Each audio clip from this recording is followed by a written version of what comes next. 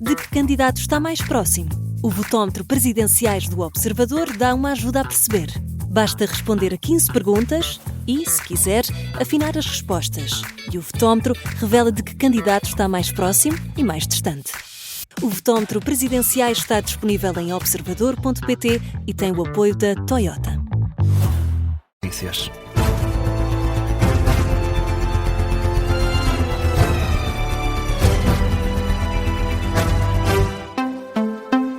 Edição das 11 com o Luís Soares. A 2 dias do Eurogrupo votar o nome do próximo vice-presidente do Banco Central Europeu, Mário Centeno garante que tem experiência necessária para assumir o cargo e destaca a importância do mesmo para Portugal.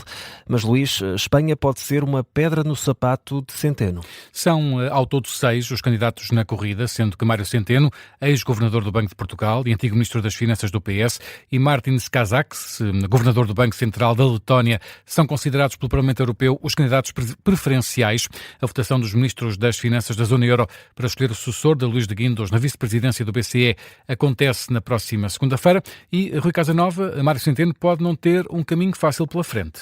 E tudo tem a ver com a nacionalidade. O facto de Luís de Guindos ser espanhol e ter sucedido outro português, Vítor Constâncio, não joga a favor de Mário Centeno. Espanha tem ambições de escolher o próximo presidente para o BCE e não deverá querer prejudicar as próprias chances de o conseguir, votando agora por um candidato que também é do sul da Europa. Uma fonte ouvida pelo Observador, que conhece bem os corredores de Frankfurt e de Bruxelas, avisa por isso que Mário Centeno é uma escolha pouco provável para ser o próximo vice-presidente do BCE. Já António Costa, presidente do Conselho Europeu, pode ser, Rui, um importante aliado para Mário Centeno chegar à vice-presidência do BCE. Sim, por um lado, o facto de o presidente do Conselho Europeu, António Costa, ser português, pode não abonar muito a favor de Centeno, mas por outro, uma das fontes ouvidas pelo Observador destaca a influência de António Costa na Europa e explica que Mário Centeno está a contar com ele para arregimentar apoios para a candidatura. Ora, em entrevista ao Observador, Mário Centeno afirma mesmo que já recolheu o apoio de vários países de diferentes zonas geográficas da área do euro, mas prefere não os nomear e acrescenta que os grandes países ainda estão em processo de decisão. Centeno sublinha que isso é normal nesta fase. E Rui, nesta entrevista ao Observador, Mário Centeno explica também que avançou com a candidatura por 2 motivos. O primeiro é porque Portugal não tem atualmente ninguém em conselhos executivos de reguladores ou supervisores na área financeira, algo que Mário Centeno considera importante para o posicionamento de Portugal na Europa e no mundo. E em segundo, o outro motivo, por uma questão pessoal, Mário Centeno considera que reúne a experiência necessária depois das passagens por instituições como Banco de Portugal, Conselho do BCE e Eurogrupo, onde foi de resto presidente. Ora, o escolhido do Eurogrupo tem de garantir o apoio de 72% dos Estados-membros. Caso não exista um consenso, na segunda-feira, os ministros podem deixar a discussão para fevereiro. Nesta entrevista ao Observador, Mário Centeno admite que isso pode acontecer, a discussão pode mesmo prolongar-se. A votação que vai para já acontecer na reunião do Eurogrupo em Bruxelas, marcada para segunda-feira, Rui Casanova, e esse caminho de Mário Centeno para tentar chegar a vice-presidente do Banco Central Europeu. É o artigo que faz manchete a esta hora no site do Observador, assinado pelo jornalista de Economia Edgar Caetano. A Confederação Empresarial de Portugal congratula-se pelo acordo entre a União Europeia e o Mercosul após 25 anos de negociações e, Luís, vai ser assinado hoje. E a CIP afirma que esse acordo abre grandes perspectivas de crescimento económico nos 2 lados do Atlântico. Diz que é uma boa notícia para as empresas da União Europeia. Lembra também que a política tarifária dos Estados Unidos agravou as relações nos mercados em 2025 e considera que este acordo vem reverter isso mesmo. A assinatura do acordo está marcada para esta tarde no Paraguai. Vai abrir as portas para a maior zona de livre comércio do mundo, com mais de 700 milhões de consumidores. Vai permitir aos países europeus exportar mais veículos, maquinaria, vinhos e bebidas espirituosas para a América do Sul, enquanto que no sentido oposto vai facilitar a entrada na Europa de produtos como carne, açúcar, arroz e mel. O economista António Nogueira Leite também saúda a aprovação deste acordo. E explica que as duas partes vão sair a ganhar depois de um ano marcado pelas tarifas de Donald Trump. Portanto, a ideia é que há um ganho de comércio que vem beneficiar as duas áreas e que, por outro lado, a Europa permite uma maior diversificação dos mercados que as suas empresas e os seus agentes podem atingir, exatamente porque a exportação para alguns destes países, e o Brasil é um exemplo paradigmático, eram e ainda são, até o acordo estar em pleno funcionamento, muito difíceis, pois têm imensas barreiras alfandegárias e taxas às importações bastante elevadas. A análise de António Nogueira Leite, economista, também antigo secretário de Estado do Tesouro e Finanças, ouvido pela Rádio Observador.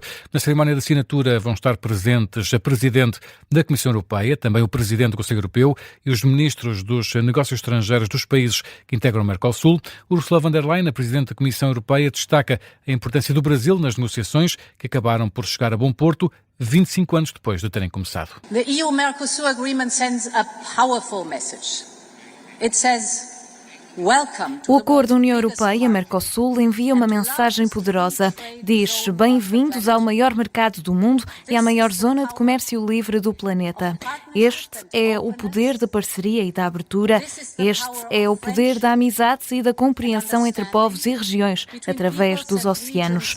E é assim que criamos prosperidade real, uma prosperidade que é partilhada. That is prosperity that is shared. Ursula von der Leyen, a Presidente da Comissão Europeia, numa conferência de imprensa ao lado do Presidente do Brasil, ontem no Rio de Janeiro, o Conselho da União Europeia anunciou a aprovação do acordo com o Mercosul no dia 9 de janeiro. E Luís, continuamos na atualidade internacional. O Presidente do Conselho Europeu afirma que as preocupações dos Estados Unidos em relação à Groenlândia vão ser resolvidas no local próprio, a NATO. Um aviso de António Costa, numa altura em que os Estados Unidos continuam a ameaçar tomar a Groenlândia, a bem ou a mal, como diz Donald Trump. O Presidente do Conselho Europeu afirma que todos os problemas de segurança e defesa da Groenlândia vão ser assegurados pela NATO, visto que a ilha faz parte da Aliança Atlântica. Em declarações aos jornalistas no Rio de Janeiro, António Costa defende também que os aliados da NATO devem responder em conjunto perante a crescente tensão com os Estados Unidos. Temas que vou estar em análise já a seguir no Gabinete de Guerra, hoje com o especialista em Direito Internacional, Francisco Pereira Coutinho. Antes, Luís, a esta hora são 11h06. Que outras notícias estão em destaque a esta hora? O Patriarca de Lisboa considera que o aumento de estrangeiros em Portugal não coloca em causa a matriz cristã da sociedade portuguesa. Rui Valério critica também os católicos, que são contra os imigrantes. Em entrevista à agência Lusa, destaca que o catolicismo e a cultura cristã são um forte promotor da mentalidade universalista. Defende que a presença de muitos imigrantes de outras religiões em Portugal não diminui o cariz cristão e católico dos valores morais da sociedade portuguesa. Os acessos à Torre, na Serra da Estrela, continuam cortados devido à neve, à queda de neve. A Proteção Civil explica que a neve continuou a cair durante a noite no maciço central da Serra. Não há previsões relativamente à reabertura das vias. Hoje há 8 distritos do norte do continente sob aviso amarelo, precisamente para a queda de neve. Amanhã mantém-se o frio, mas o dia vai ser de sol, sem previsões de chuva. João, preferes café ou chá? Café, sem dúvida. Café. Não gosto de chá. Não gosto. Olha, uma destas duas bebidas é a segunda mais popular do mundo. Café? Vamos por partes. Ok, então vamos a isso. Começamos pela primeira? Pela primeira. Okay. A primeira é água, é básico. Sim, pronto, básico. É a bebida mais popular básico do mundo. E essencial. Essencial para também. todos nós. Pronto. A segunda é o chá. A sério? Ganha o café? O chá ganha o café. Eu sempre achei que o café fosse mais consensual do que o chá. Tem uma explicação. Não tem a ver com consenso, tem a ver com o número de pessoas. São dados do consumo mundial divulgados pela Condé Nast Traveler. O chá é a segunda bebida mais consumida no planeta porque é também muito consumida em países com mais população. Por exemplo, a China, a Índia. Se formos aos números. Exatamente. São países muito populosos. É muito consumido nesses países. Para além, claro, também da Turquia ou do tradicional Reino Unido. Pronto, o chá das 5, não é? É verdade. Estima-se que todos os dias sejam preparadas milhares de milhões de chávenas de chá.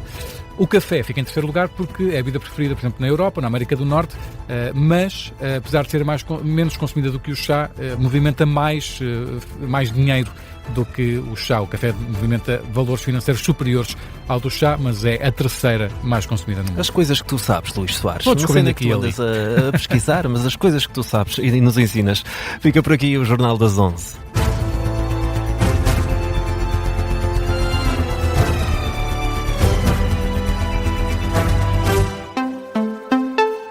São